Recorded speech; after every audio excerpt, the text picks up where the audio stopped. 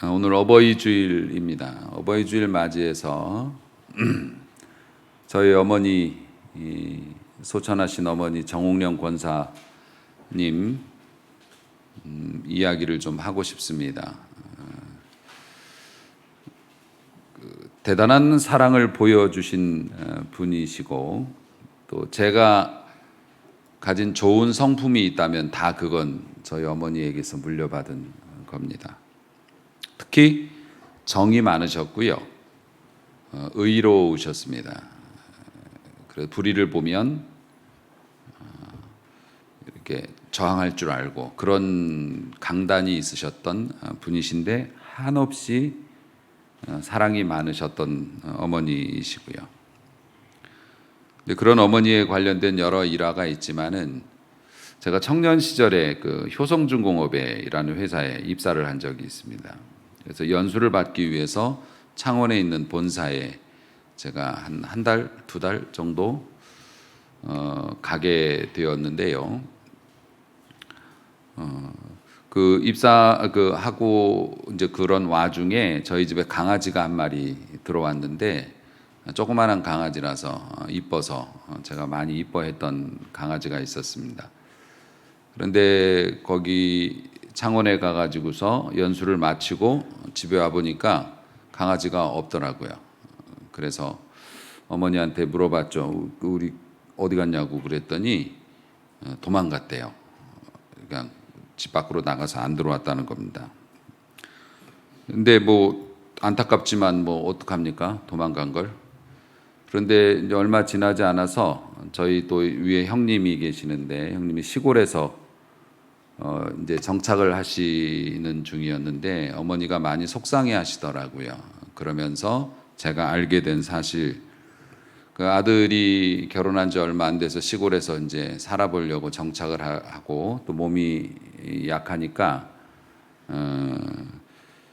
그 많이 이제 힘들어 보여서 어머니께서 보약을 해서 내려보내신 모양입니다. 그런데 그 보약을 개소주라고 하세요?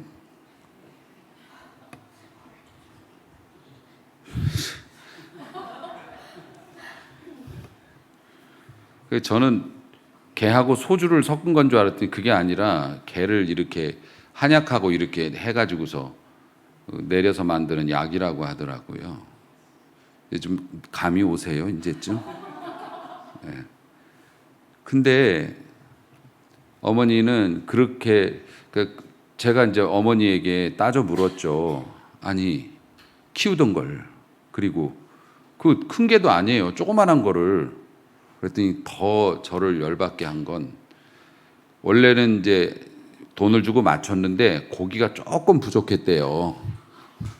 통도 아니고 조금 부족했는데 그걸 때려잡아가지고 그걸 한 거예요. 그런데 그렇게 해서, 옛날에는 뭐 파우치팩도 없고 그러니까, 제가 청년 때니까 파우치팩도 없고 그러니까 이렇게 바켓스 이런 데다가 이렇게 해갖고 보냈는데, 저희 형수가 그걸 또 엎었다네. 부엌에서 엎어갖고 한 방울도 못 먹었다네.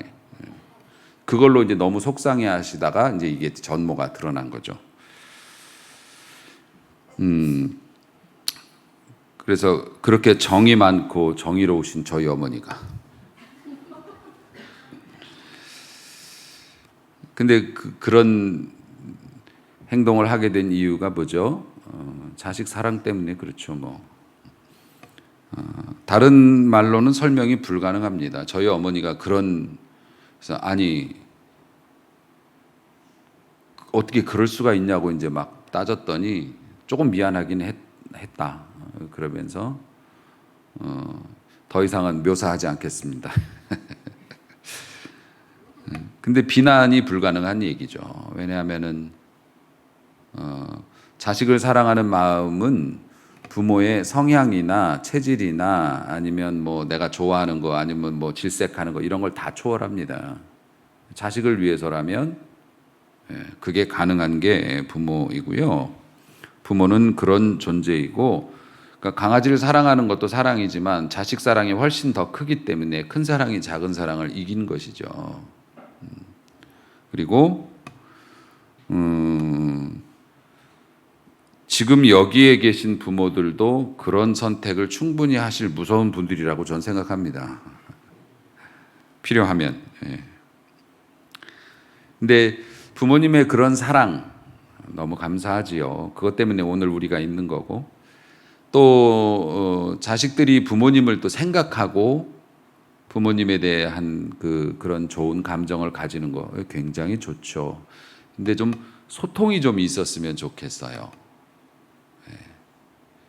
부모님이 자식 사랑하고 자식이 부모님 섬기고 사랑하고 그러는 게 소통이 좀 있으면 좋은데 우리나라는 그게 잘 안 돼가지고 어제 저녁에 있었던 일입니다. 저희 집에 저희 사모가 음식을 참 잘하는데요. 파김치 같은 거 이게 철에 이게 담으면 굉장히 맛있게 잘 담습니다. 그리고 특히 저희 아들 딸이 그걸 엄청 좋아해요. 그래서 막 엄청나게 먹고 막 그럽니다. 그러는데 어제는 그 딸하고 파김치 이렇게 놓고 저녁을 먹으면서 저는 항상 하얀 부분 있죠. 그 머리 쪽 그 하얀 부분만 먹습니다. 저는 하얀 부분을 좋아해서 먹는 게 아니라 제가 그걸 먹어주면 애들이 맛있는 부분을 먹을 거라고 생각하고 저는 계속 하얀 부분만 먹습니다. 익든 안 익었든 무조건 하얀 부분만 먹어요. 그러면서 어제는 지나가는 말로 그랬어요. 나 사실 이거 별로 안 좋아하는데 니들 맛있는 거 먹으라고 이거 계속 먹었어. 그랬더니 아빠 우리도 하얀 부분 좋아해. 그래?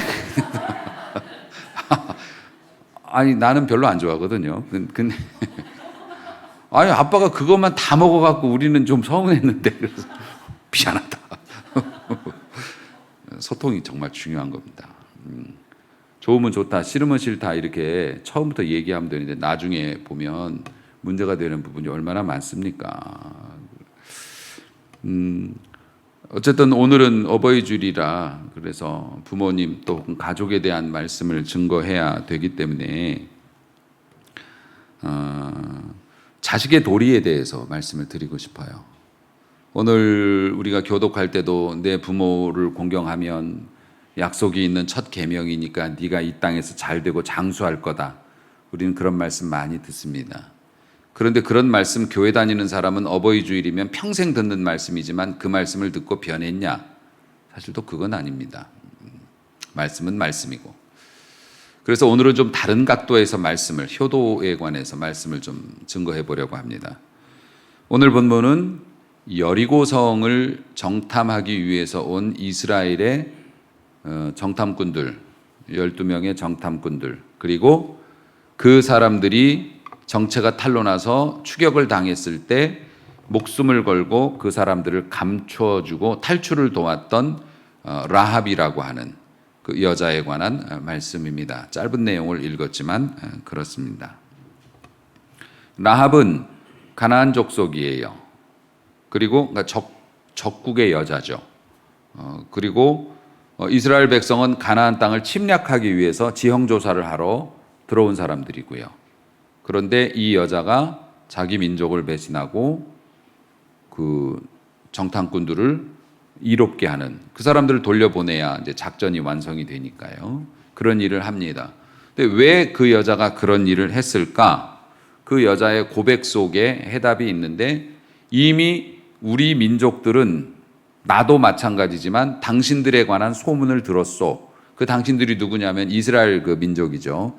이집트를 아주 박살을 내고 튀어온 40년 전에 이집트를 진짜 거의 그 전멸 직전까지 몰아놓고 탈출을 했던, 그리고 40년간 자기네 나라 주변의 광야를 떠돌면서 40년 동안 그 100만이 넘는 사람이 먹고 산 겁니다. 도시락을 싸와도 하루 이틀이면 끝날 텐데 40년간 농사도 지을 수가 없고 어디 거래도 안 되는데 그 많은 사람이 삼시세끼를 잘 먹고 부강한 사람들이 됐어요. 왜요? 하나님께서 만나를 내려주셨기 때문에. 이건 듣도 보도 못한 이야기죠. 그리고 주변의 부족들, 그들의 길을 가로막거나 뒤에서 공격하는 부족들이 있으면 그 사람들과 전쟁을 치렀는데 완전히 100% 민간인으로 구성되어 있는데 전쟁에서 단 한 번도 진 적이 없어요. 할렐루야. 그러니까 되게 무서운 존재인데 그들이 목표로 하고 있는 곳이 자기네 동네라는 겁니다. 예. 그러면서 라합이 어떻게 고백하냐면 당신들이 섬기고 있는 하나님이라고 하는 그분이 상천하지, 그러니까 이 땅, 하늘과 땅을 통틀어서 단 한 분뿐이신 유일하신 신이심을 자기가 알았다는 겁니다. 그렇기 때문에 당신들이 승리할 것은 불보듯 뻔한 일이고 하나님이 하시는 일에 대해서 내가 반기를 들 수 없기 때문에 당신들에게 협조하겠다라고 이야기를 하고 이 사람들을 보호해 주죠. 이 사람은 특히 기생이라고 이제 성경엔 표현이 되어 있는데요. 우리나라 정서로 보면 주막집 정도로 보시면 되겠습니다. 주막집에서 주모 정도로 보시면 사실 그보다는 조금 더 세속적인 의미가 있는데 어쨌든 그 정도로 보시면 되고요. 여리고성이 이게 두께가 굉장히 두껍습니다. 마차 2대가 서로 교차해서 지나갈 수 있어 자동차 2대가 지나갈 정도라니까 굉장히 두꺼운 성이죠. 그러니까 그 성 안에 밑에는 흙이나 돌로 메꾸지만 위에는 공간이 있어서 창을 내고 사람들이 거기 살았어요. 그리고 그 성벽 위에 올라가서 출입도 하고 그랬습니다. 거기에 그 라합이 살았고 거기에 자기 가게가 있었던 겁니다. 그래서 여리고성을 방문하는 사람들이 거기 와서 묵기도 하고 술도 마시고 밥도 먹고 이런 곳이라서 소문을 많이 들었던 거죠. 그러니까 최신 소문을 들은 겁니다. 확실히 믿음은 들음에서 납니다. 어머니에게든 아니 부모님에게든 자녀에게든 하나님을 알게 하시려거든 많이 듣도록 들려주시는 여러분의 노력이 있으면 그 노력은 반드시 결실을 맺을 줄로 믿습니다. 자, 이렇게 이 사람이 들음으로 믿음을 얻어서 그러한 일들을 했는데 이 말씀을 들으면서 준비하면서 제가 깨달은 것 중에 하나가 이렇게 들어서 믿음이 생겼지 않습니까? 들어서 믿음 생기는 사람은 많은데 숨겨주는 사람은 많지 않습니다. 아시겠죠? 그 하나님이 진짜 하나님이라는 것을 들어서 자기가 믿음이 생겼어요. 그런데 12명이나 되는 사람이 와서 도움을 청하는데 만약에 이 사람을 도와줬다가 잘못되면 어떻게 됩니까? 나에게 큰 피해가 올 수 있지 않습니까? 그러다 보니 신앙생활이 믿음은 들음에서 나는데 우리가 들어서 믿게 된 것까지는 좋은데 실제로 정탐꾼을 숨기는 헌신은 쉽지가 않다는 거죠. 그러니까 믿음으로 뭔가를 거는 거예요. 원래 믿음이 그런 거 아닙니까? 보이지 않는데 보인다고, 있다고, 존재한다고 우리가 믿는 거니까. 우리가 정말로 믿었다면 걸어야 되는 거죠. 그게 믿음이 증명되는 거죠. 걸지 못하는 믿음이 너무나 많은 겁니다. 걸어야 하는 겁니다. 그러니까 우리의 삶 속에서 내가 믿었기 때문에 내가 믿음으로 이런 일을 행하고 만약에 되지 않아서 손해가 난다 할지라도 나는 믿기 때문에 이런 일을 합니다. 이렇게 걸 수 있는 우리 모두가 될 수 있길 주의 이름으로 축복합니다. 예. 이 정탐꾼을 이제 숨겨주면서 라합이 오늘 본문에도 말씀이 나왔습니다마는 증표를 요구하죠. 내가 목숨을 걸었어요. 그러니까 당신들도 나에게 뭔가 보답을 해줘야 될 거 아닙니까? 합당하다고 생각합니다. 하나님 앞에 뭐 이것저것 달라고 기도하는 게 구차하다고 생각하시는 분들 잘 들으십시오. 우리가 하나님 앞에 믿음으로 우리의 삶을 걸었다고요. 그러면 하나님께서 우리에게 보상해 주시는 거 맞지 않습니까? 당연히 맞죠. 우리가 안 걸었어도 우리 아버지이신 하나님께서 우리에게 잘해 주실 텐데 하물며 우리가 우리의 소중한 것들을 믿음으로 걸었는데 당연히 하나님께서 돌봐주셔야죠. 라합도 정당한 요구를 한 겁니다. 내가 목숨 걸었는데 당신들 나에게 어떤 것을 해주겠는가? 그러면서 자기가 먼저 얘기해요. 은근보화 다 필요 없고 나와 우리 가족의 생명을 구해달라고, 보호해달라고. 당신들이 이 성을 점령하게 될 때 엄청난 사륙이 벌어질 텐데 그때 우리 가족 구해달라고 그렇게. 그러면서 구원의 증표를 요구하는데 이 사람들이 창문을 통해서 성벽 밖으로 이렇게 탈출을 했던가 봅니다. 그러면서 줄을 이렇게 해서 이렇게 줄에 매달아 가지고 이렇게 했는데요. 그 줄이 붉은 줄이었어요. 집에 붉은 천으로 만든 붉은 줄을 타고 이 사람들이 내려가면서 그러면 우리를 구해준 이 붉은 줄을 우리가 이 성을 점령할 때 창문에 걸어둬라. 그러면 우리 군사들한테 미리 얘기할 거다. 문에 붉은 줄 걸려있는 집은 들어가지도 말고 건드리지도 말라고. 그러니까 그 집 안에 들어오면 다 살 수 있다. 그가 누구든지. 이런 식의 거래가 됩니다. 어서 많이 듣던 얘기 아닙니까? 우리가 지난번에 6월절 어린 양 잡아가지고 피를 바른 그 피의 자국. 그리고 왜 해필이면 또 라합은 또 빨간색을 했대. 어쨌든 그 붉은 줄이 걸려 있으면 그 집에 들어가지 않는다. 그 붉은 줄이 뭡니까? 예수 그리스도의 보혈을 상징하죠. 십자가를 상징하는 겁니다. 그렇기 때문에 자기 목숨을 살려달라고 얘기한 그것, 그리고 오늘날에 와서는 그 붉은 줄이 십자가가 됐죠. 예수님의 이름이 됐죠. 그래서 바울이 빌립보에서 전도하다가 억울한 일을 당해서 감옥에 갇혔을 때 자기를 지키고 있던 간수가 바울이 그 모진 고통과 어려움 속에서도 밤에 찬송하고 기도할 때 옥에 지진이 났지 않습니까? 그래서 막 문틀이 다 부서져 나가고 불이 꺼지고 이러니까 당연히 죄수들이 도망간 줄 알고 간수가 칼을 빼서 자살하려고 하죠. 왜냐하면 놓치면 자기 목숨으로 갚아야 되는 룰이 있었기 때문에 그때 바울이 우리 안 도망갔다고 죽지 말라고 막 이렇게 말리니 간수가 평소에 바울을 보고 듣고 바울의 찬송과 기도 소리를 듣고 마음에 찔림이 있었던 터라 바울에게 이런 얘기를 하죠. 어떻게 하면 내가 구원을 받을 수 있을까? 그때 바울이 이야기합니다. 유명한 이야기죠. 주 예수를 믿으라. 그리하면 너와 네 집이 구원을 받으리라. 아멘. 네. 그런 역사가 바로 이런 라합이 붉은 줄을 걸어놨을 때 그와 그의 집이 구원을 받고 노아가 방주를 만들었을 때 그와 그의 가족이 구원을 받고 출애굽할 때 붉은 피를 양의 피를 발라놨을 때 그 집에 있었던 사람들이 구원을 받고 할렐루야. 그런 역사가 이루어지게 된다는 거죠. 그러면 결론적으로 이야기하면 뭡니까? 여러분이 믿었다면 여러분의 집도 구원을 받아야죠. 집에다가 십자가 붙여놓고 대문에다가 교회 다닌다고 교패 붙여놓고 그러면 그 집안에 있는 사람이 모두 구원을 받습니까? 사실 그거는 아닙니다. 그러니까 영적인 원리를 설명한 것은 맞지만 여러분 십자가 붙여놓고 그 안에서 믿음 생활 안 하는 사람들이 모여 있으면 그 사람이 구원받나요? 그렇지 않아요. 옛날에 여리고성 점령할 때 또 혹은 방주 이런 상황하고는 지금은 다르죠. 왜냐하면 지금은 하나님의 말씀이 이렇게 많이 우리에게 주어져 있고 하나님의 뜻이 세밀하게 계시되어져 있고 그리고 하나님의 말씀을 해석하고 전하는 자들이 저를 포함해서 세상에 너무나 많기 때문에 여러분이 하나님의 말씀을 굉장히 잘 알 수 있는 시대에 살고 있기 때문에 이제는 1대1로 하나님을 만나야 하죠.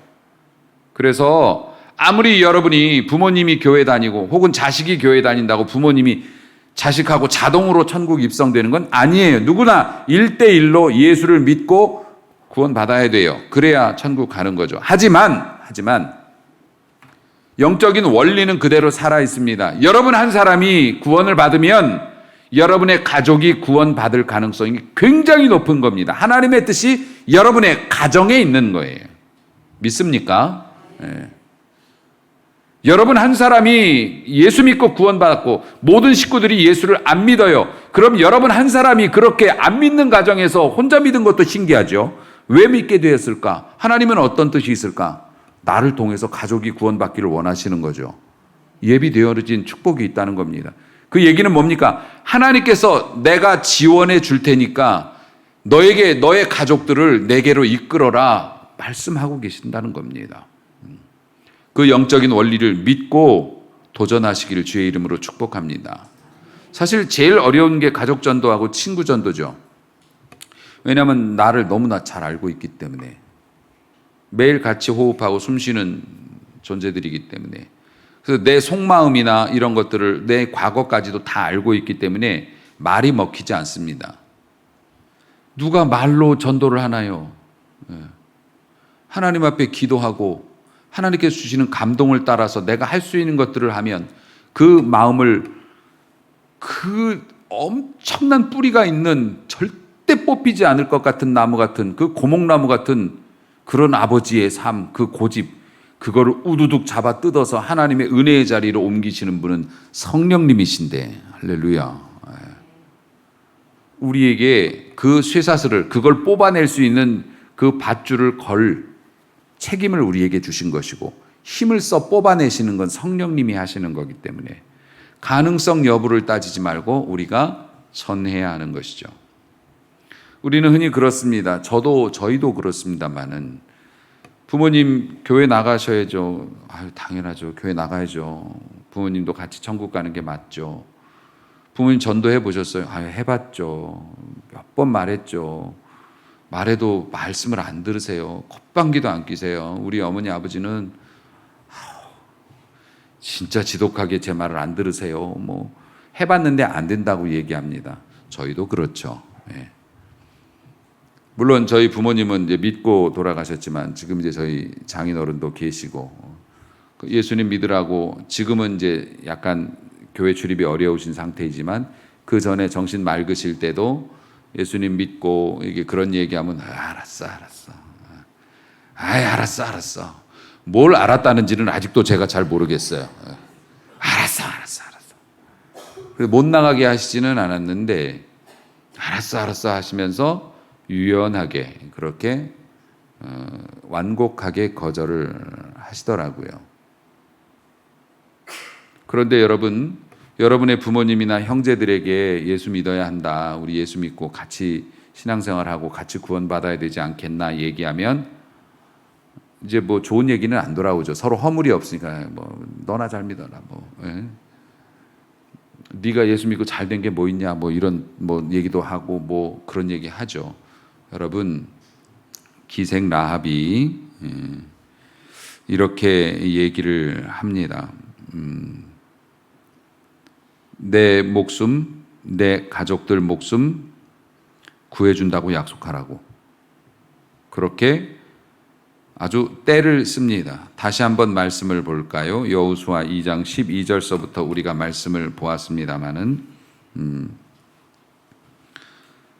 그 13절 말씀을 한번 볼게요. 나의 부모와 나의 남녀 형제, 자기 부모님, 그리고 나의 남녀 형제, 그리고 그 형제들의 자식들 혹은 종들, 그 형제들과 같이 사는 사람들, 모든 사람을 살려주어 우리 목숨을 죽음에서 건져내라. 우리 목숨을 죽음에서 건져내라. 우리는 죽을 운명이다. 당신들이 이 성에 침입하면 우린 죽을 운명인데 우리 목숨을 죽음에서 건져다오. 여러분이 부모님을 위해서 기도하실 때 그렇게 기도하셔야 돼요. 하나님, 우리 목숨을 죽음에서 건져주셔야 합니다. 저는 건져주셨는데 우리 부모님 죽을 목숨 건져주셔야 합니다. 영원한 나라에 갈 수 있게. 라합이 이 말을 비장하게 외쳤던 그때의 감정을 여러분들이 떠올리면서 그렇게 기도하셔야 합니다. 그리고 기도를 어떻게 해야 된다고요? 물론 교회 나가자고 말씀도 드려야 되지만은 기도만 한 게 없습니다. 기도만 한 게 없어요. 여러분이 기도를 해놓으시면 그게 돌이 됩니다. 돌. 기도의 소재가 그런 겁니다. 아버지가, 어머니가 완고한 그런 분이 큰 바위라고 생각을 해보세요. 이 바위를 이제 굴려야 돼요. 굴리면 어떻게 되냐? 여러분의 기도가 조그만한 돌입니다. 그리고 성령께서 지렛대 역할을 하십니다. 그래서 성령께서 그 완고한 바위 위에 밑에 지렛대를 꽂으시고 여러분의 기도에 조그만 돌을 발판 삼아서 땡기면 넘어가는 겁니다. 할렐루야. 요게 가장 성경적인 해석이라고 봅니다. 그러니까 여러분, 말로는 설득 안 됩니다. 기도해야 합니다. 기도할 때 어떻게 해야 된다고요? 몇 번 해봤는데 안 가신다고요? 아니요. 숨이 떨어지시는 순간까지 기도해야 합니다. 아무도 모릅니다. 하나님이 하실 일이. 그리고 분명한 확신 가져야 합니다. 제가 수요 예배 때도 성도들이 살아가면서 가져야 되는 몇 가지 확신이 꼭 있다고 했는데, 하나가 우리가 구원받았다는 확신. 이건 놓치면 안 돼요. 또 하나가 뭐냐면 내가 기도하면 반드시 응답이 온다는 확신. 아멘. 예.